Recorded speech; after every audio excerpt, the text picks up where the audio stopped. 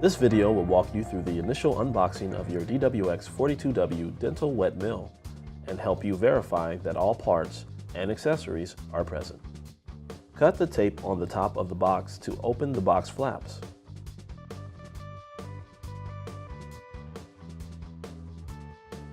Review the instructions on the box flap to remove your DWX dental mill from the box successfully. Begin by removing each accessory box. Then, cardboard retainers, additional cardboard packaging, and finally, the box cover. Once the box has been removed, continue unpacking your DWX dental mill by removing the plastic and foam covering from the device. Remember to save all packing pieces, including the box.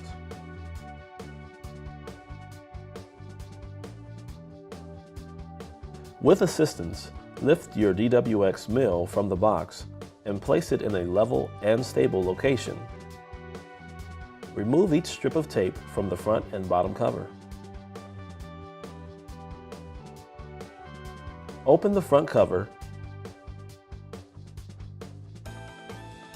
and remove the large foam retainer. Then, remove the small retainer located behind the rotary axis unit and close the front cover. Open the bottom cover. Pull out the coolant tank tray and remove the cardboard retainer on the top of the coolant tank. Then, close the bottom cover.